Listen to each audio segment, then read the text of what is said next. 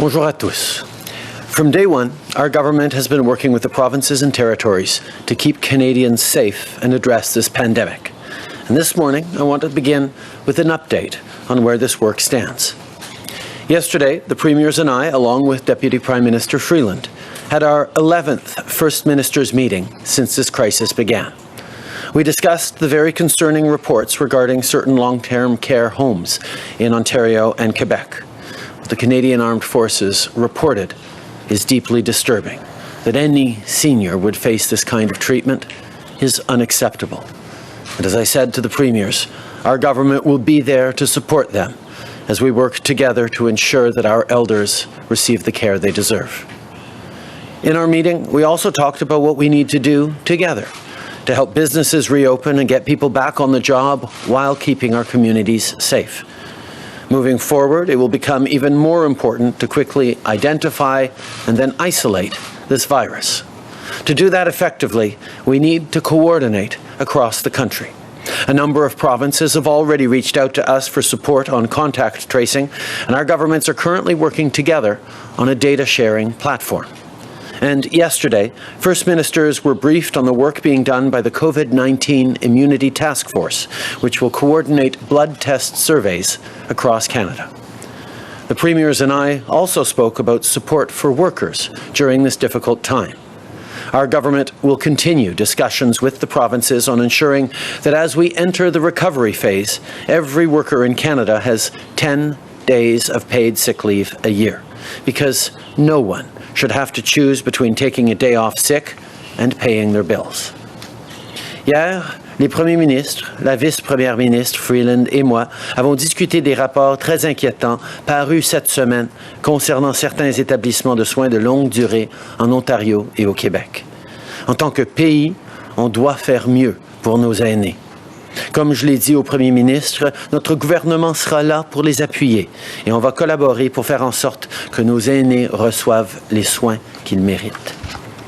Lors de notre réunion, les mois avons également parlé de la façon dont on peut travailler ensemble pour détecter rapidement le virus et l'isoler.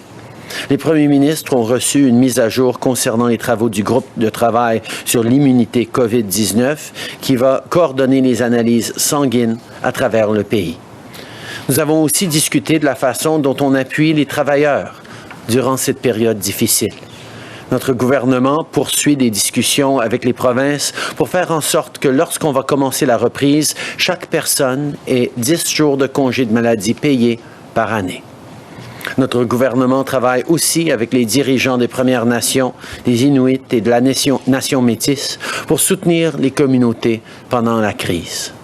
On a déjà fait toutes sortes d'investissements, que ce soit pour offrir des prêts aux entreprises autochtones, des emplois aux étudiants ou des services à ceux et celles qui vivent hors réserve. Mais on sait qu'il nous reste encore du travail à faire et aujourd'hui, on franchit une autre étape.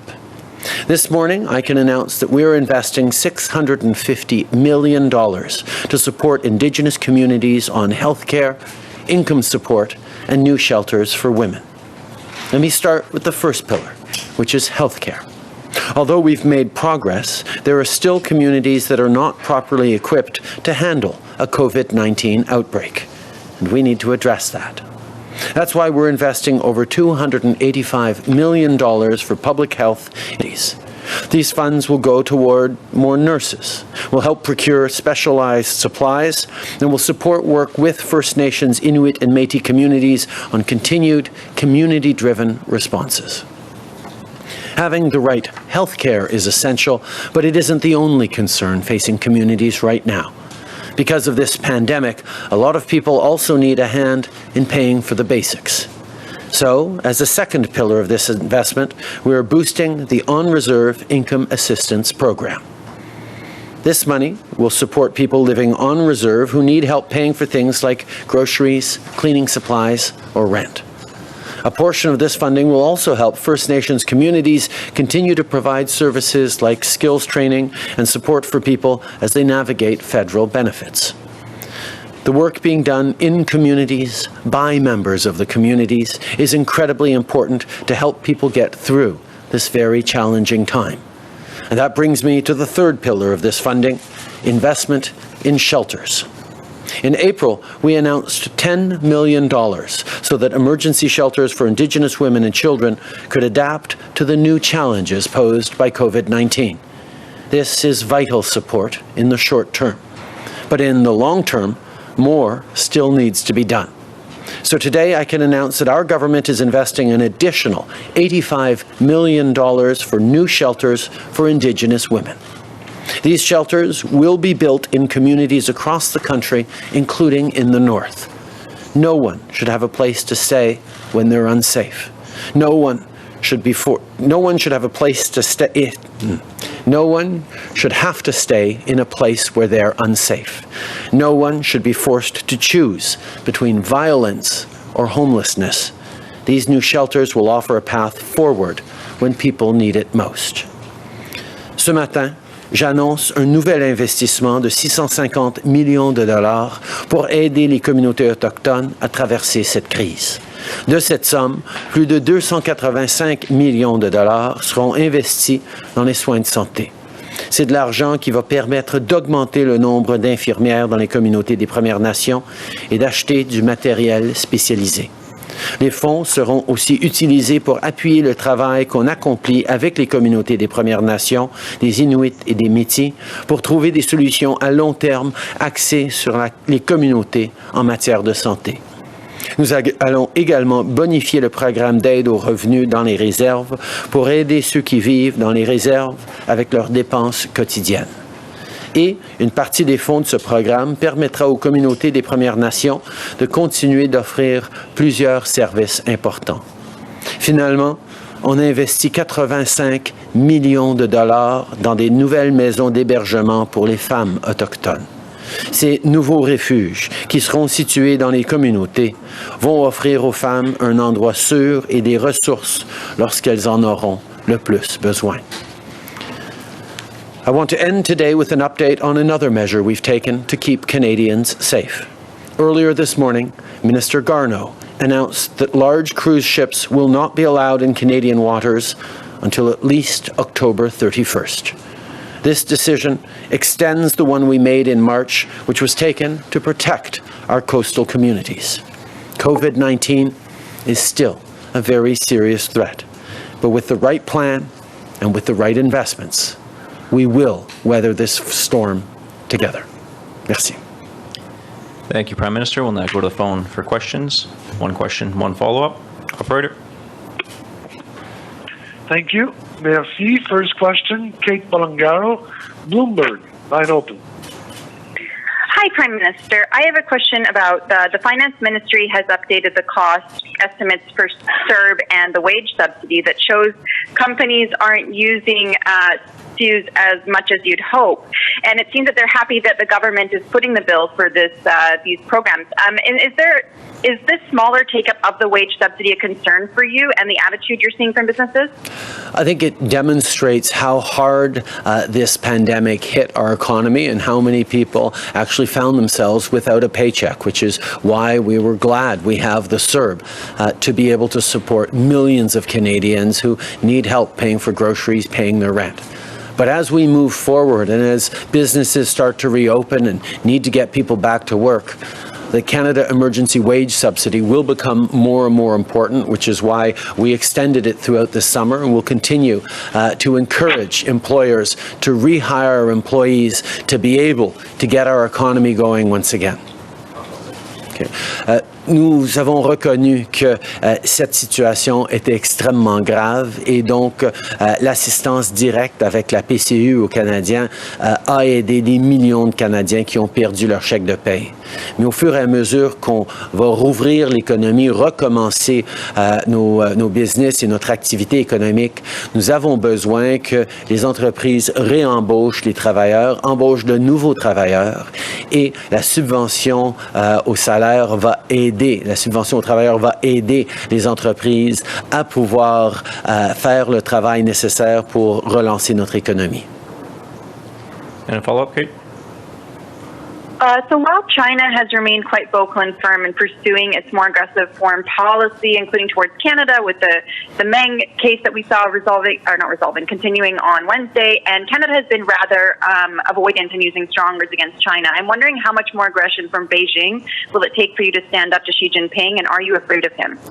We have continued to put Canadian interests and Canadian principles at the forefront of everything we do around the world, including with China. We will continue to work to ensure that Canadians have the equipment that we need to get through this situation, while at the same time expressing our concern for the two Canadians, continue to highlight our concerns around Hong Kong and around questions that need to be asked for the WHO. We will continue to stand up for our principles and continue to look out for the interests of all Canadians. Okay. Nous allons continuer de souligner nos préoccupations avec la Chine par rapport à Hong Kong, par rapport aux Canadiens détenus, par rapport à la situation avec l'Organisation mondiale de la santé, tout en assurant qu'on assure que les Canadiens reçoivent l'équipement et l'aide dont on a besoin de partout dans le monde, y compris la Chine. On va continuer de toujours mettre l'intérêt et les valeurs des Canadiens à l'avant-plan et c'est ce que les Canadiens s'attendent de nous. Thank you. Next question. Operator. Thank you.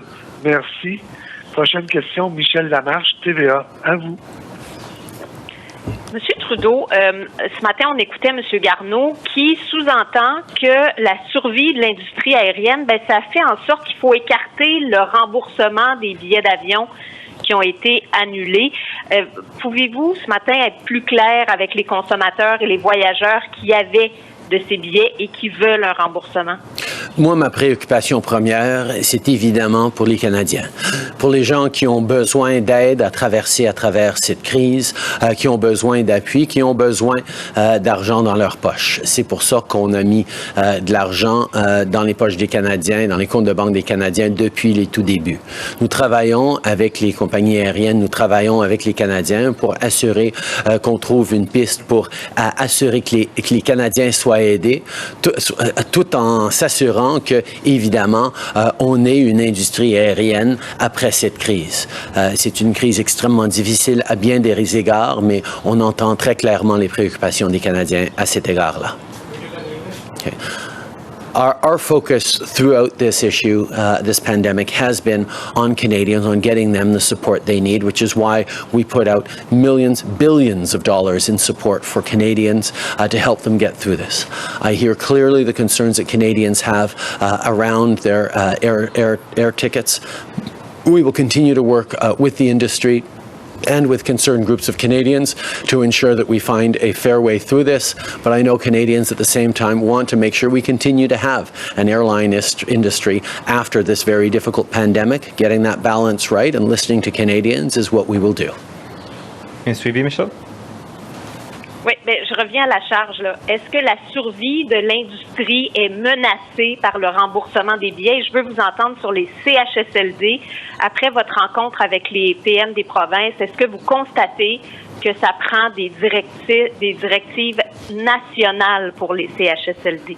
Dans notre conversation avec les premiers ministres hier soir, tout le monde était d'accord que nous devons faire mieux et d'assurer que les Canadiens aînés à travers le pays aient tous les services de qualité. Il n'y a pas personne qui pense qu'on devrait en offrir moins à nos aînés. Et donc, nous allons parler dans l'immédiat comment on peut stabiliser et aider les provinces à regagner contrôle là où on a vu des histoires d'horreur. Mais en même temps, il y a évidemment une conversation plus long terme sur comment nous allons assurer que dans les années à venir, nos aînés aient tout l'appui et tous les soins qu'ils méritent. What we talked about last night was the importance of ensuring that in the short term we are giving to our seniors all the support they could possibly need through this very difficult pandemic.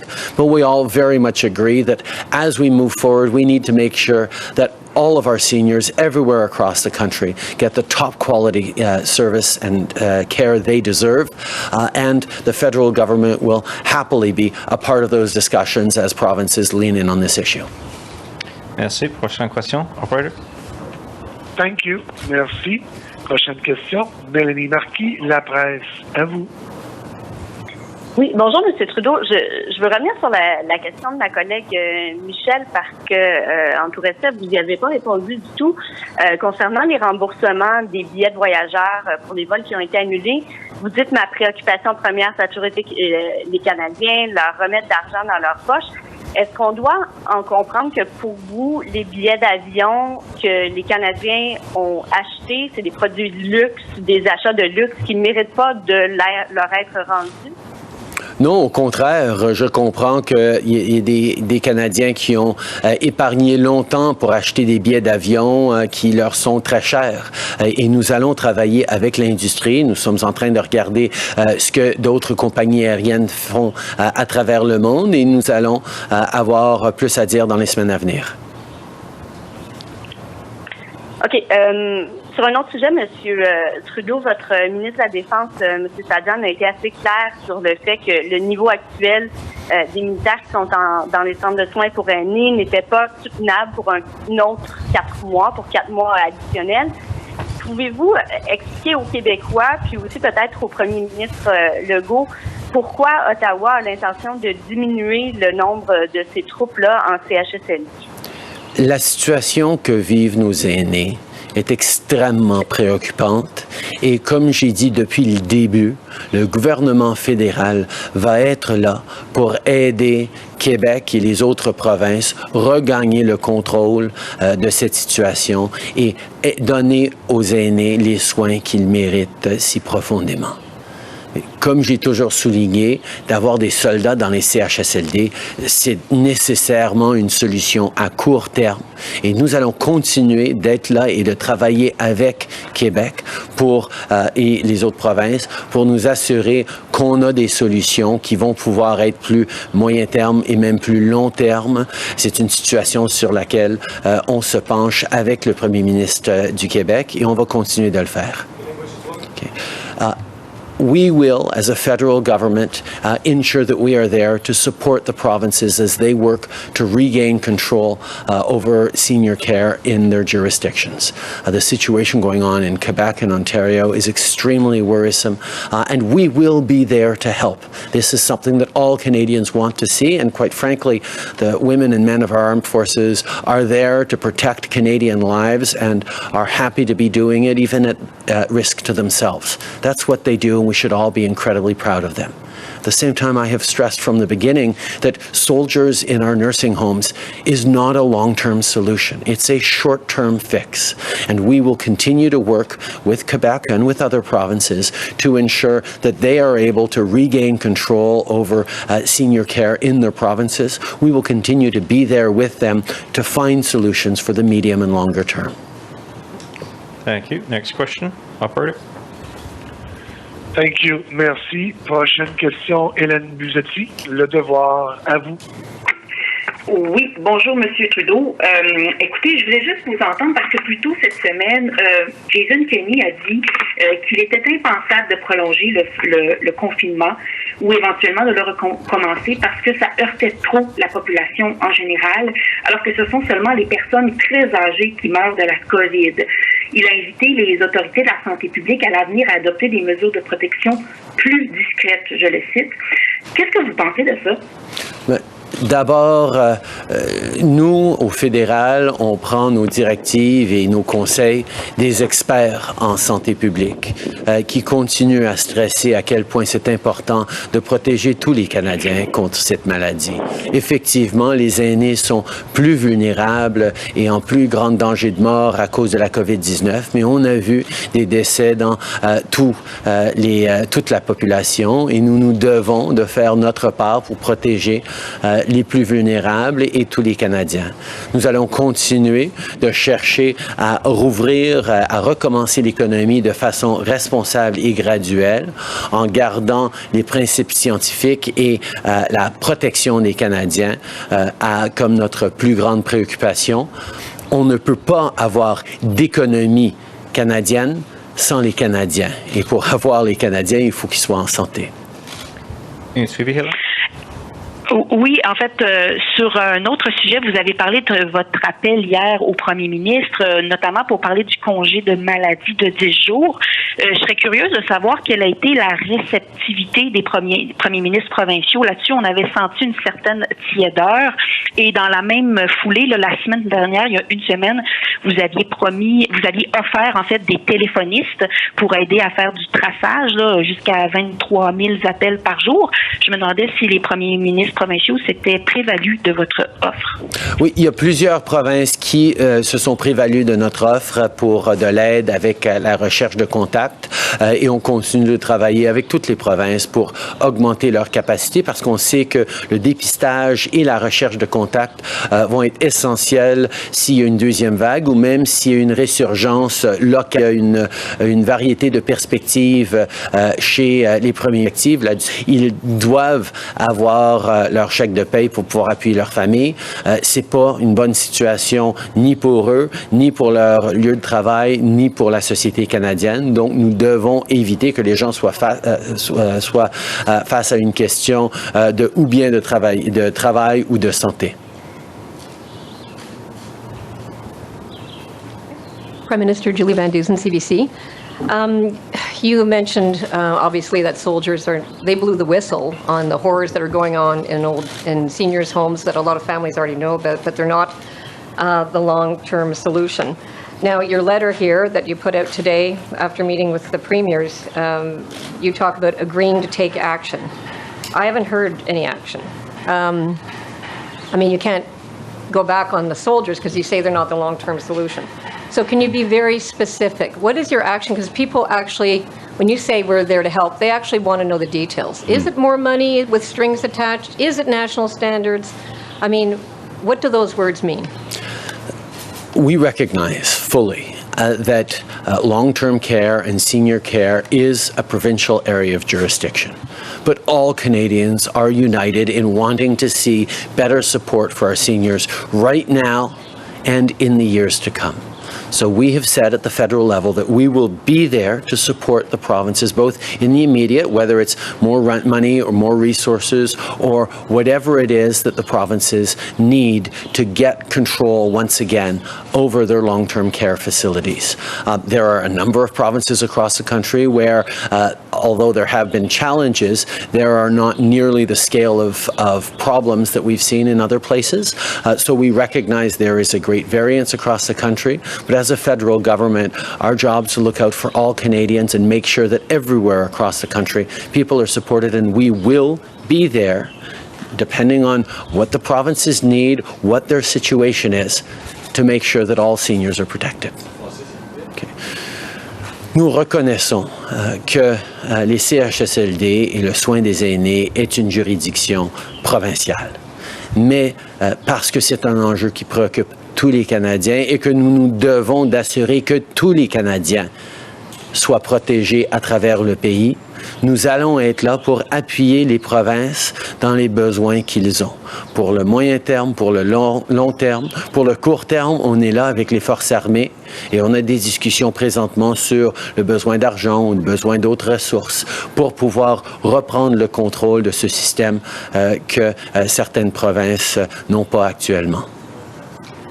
So I'm sure that issue isn't going to go away, but I need to ask you about mortgages because you must be aware that some families are having to break their mortgage contracts early. So would you consider telling the banks to ease mortgage penalties for those Canadians who are stuck in this position because they have no work? We have seen banks take significant measures on helping Canadians who have difficulties with their mortgages, and we will continue to work with financial institutions right across the country to ensure that they are there to continue to help Canadians. We know that this is a very, very difficult time for many families. We've made available many income supports, but the financial partners are part of the solution to making sure Canadians get through this. Okay. Nous savons que malgré toute l'aide que nous avons offerte aux Canadiens par le gouvernement fédéral, il y a d'autres défis qui arrivent et nous appelons et nous attendons à ce que les banques fassent leur part aussi. Ils ont déjà pris des mesures pour aider les gens avec les hypothèques, mais s'il y a plus à faire, je sais qu'ils vont en faire plus. David Aiken, Global News. Good morning, Prime Minister. Morning. So just to follow up on your first answer to Julie's question on the specific action. Okay, let's drill down. So the federal government was there to support provinces. What did Ontario, what do they need? What does Quebec need beyond soldiers? What does New Brunswick need? Can we hear some more specifics about what the federal government is going to do in individual cases? The federal government will be there to support provinces and jurisdictions that need help managing their long-term care situations, whether it's Canadian Armed Forces in the short term, whether it's more resources or more money in the medium and longer term. We recognize this is a provincial area of jurisdiction that they are in control of, but we also know that having certain provinces lose control of the safety of their seniors means that we need to be there to support them as they regain control, and we will do that. But as you point out, there are a range of needs, a range of situations across the country, and one size fits all from the federal government is not the best way through this. No. Okay. Nous allons être là pour aider les provinces à reprendre le contrôle de ce qui est dans leur juridiction. Dans le court terme, nous sommes là avec les forces armées, mais pour le moyen et le long terme, nous allons être là avec plus d'argent, avec plus de ressources, dépendamment des besoins et des demandes des provinces. Okay, so that's where the federal government is playing the support role to provinces, but there is lots of places for the federal government to lead, and you have your own members of parliament, your own caucus have written you a letter saying, let's have some national guidelines on this. What have you said to Jen O'Connell, Gary Anandasangari, Yvonne Baker? I'm probably missing one, but what's your response? Where's the national guidelines? When are they coming? Our members of caucus, not just those, but all members of caucus across the country are worried about the plight of our seniors in this situation right across the country. They are more vulnerable to COVID-19, and they all want to make sure that we are doing everything we can to support our seniors right across the country, and we are. There are, of course, going to be a need to have very real conversations, not just between order of governments, but as Canadians, about how we make sure that we are properly supporting the seniors who build this country with their hard work, the seniors who deserve a secure and dignified retirement. These are things that all Canadians want to see us do better as a country, as a society on, and we will be there for those conversations in the medium and long term, but right now, we're still dealing with this emergency of getting people the support they need faced with this COVID crisis. Bonjour, M. Trudeau, Louis Blouin de Radio-Canada. Hier, à la rencontre des premiers ministres, il a été question d'une réouverture de la frontière avant le 21 juin entre le Canada et les États-Unis pour la réunification familiale. M. Higgs, le premier ministre du Nouveau-Brunswick, dit déjà qu'il a des doutes par rapport à ça. Pouvez-vous nous dire où en sont les discussions, puis qu'est-ce qui est sur la table actuellement? Est-ce qu'effectivement, cette proposition-là est considérée sérieusement? Nous sommes en train de regarder la situation où des citoyens ou des résidents permanents ont un conjoint, des enfants ou des parents, donc des liens de parenté extrêmement étroites, qui sont séparés par la frontière canado-américaine et n'ont pas la capacité de rejoindre leur famille. On a vu plusieurs histoires dans les nouvelles depuis les dernières semaines de situations assez touchantes de familles divisées. Donc, nous sommes en train de regarder comment nous pouvons faire une petite modification dans des situations de réunification de familles divisées pour des membres très proches de la famille. Mais évidemment, parce que j'ai toujours promis au premier ministre que toute question de la frontière américaine et de mesures qu'on pourrait prendre les affecte, je voulais discuter avec eux de leur perspective par rapport à ces mesures possibles de réunification, d'assouplissement de règles dans des conditions extrêmement précises. Parce que, évidemment, l'entente que nous avons à la frontière va continuer jusqu'à la fin juin, comme convenu, mais est-ce qu'il y a des petites exceptions qu'on pourrait faire? Et j'en ai discuté avec les provinces. J'ai entendu des voix qui étaient ouvertes à ça, d'autres qui ont des préoccupations. Et nous allons continuer nos discussions. Nous allons continuer d'assurer qu'on fait les bonnes choses en gardant la santé, la sécurité des Canadiens en première ligne. We have taken unprecedented measures at the U.S. border to prevent non-essential travel. We've continued with our supply chains and with essential travel, and of course Canadians coming home who then need to quarantine for 2 weeks. But there have been a number of stories in the media over the past weeks and things we've heard directly from MPs on families who have close family members who are separated because of citizenship at the U.S. border. And we have been looking at ways of allowing close family members, children, spouses, or parents of Canadian citizens or permanent residents to be able to reunite under strict conditions through a slight modification of the directives for the Canadian Border Services Agency. This would not change the approach on closing the borders until the end of June, and depending on discussions beyond, but it is looking at can we support families that are going through extremely difficult times. However, the borders are an issue that deeply concern all the provinces, so I've made many commitments to them over the past weeks that we would always bring up any issues or concerns we had around changes at the border, and we had a good discussion on it last night. There are a number of premiers who feel that for reasons of compassion, we should and could move forward with this measure. There are others who expressed a certain amount of concern about it. We will continue to engage with them. We will continue to look into this matter and ensure that no matter what we do, we are keeping the safety of Canadians and well-being of Canadians at the forefront of any decision. Juste pour préciser une chose là-dessus, à quelle échéance verriez-vous ça arriver selon vos scénarios à vous? Et sur les congés de maladie payés, tantôt, vous avez dit que vous seriez prêt à assumer une grande partie de la responsabilité. Est-ce que ça veut dire que vous seriez prêt à payer pour l'entièreté du programme? Est-ce que c'est assez pour convaincre les provinces récalcitrantes, d'après vous? On est encore en discussion sur les congés de maladie, mais j'ai indiqué depuis le début que le gouvernement fédéral comprend que les réalités des coûts sur les entreprises ces jours-ci et même les limites sur les coffres provinciaux voudraient dire que le fédéral pourrait assumer la grande partie de ces investissements, et les conversations continuent. Par rapport aux mesures sur la frontière, on regardait pour les jours à venir, peut-être la semaine à venir, mais comme vous avez vu, les conversations continuent. Kevin Gallagher with CTV National News. So you say that military members in long-term care facilities needs to be short-term, not long-term. But the Premier of Quebec is asking until September, so it's only a few months.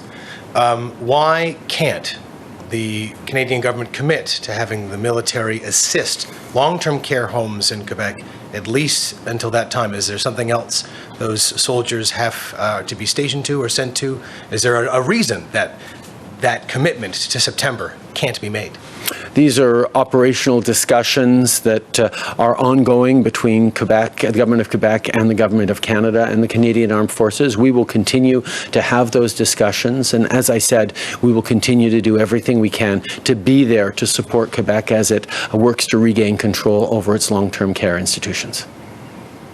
What discussions have you had with Ontario Premier Doug Ford? Of course, his government cut $34 million to long-term care funding, and now his province is asking the federal government for financial assistance. Where does that leave the federal government in helping provinces if they've already cut budgets to vital services for seniors and long-term care residents? I think many of those questions are the medium and longer-term questions around what we need to do to ensure that our systems are properly able to support our seniors. But at the same time, right now, we are focused on helping in an emergency situation, helping seniors, helping Canadians get through a very difficult situation. We will continue to be there for them. We will continue to work closely with provinces and give federal support wherever necessary. I just want to make a quick point on what is happening in the United States.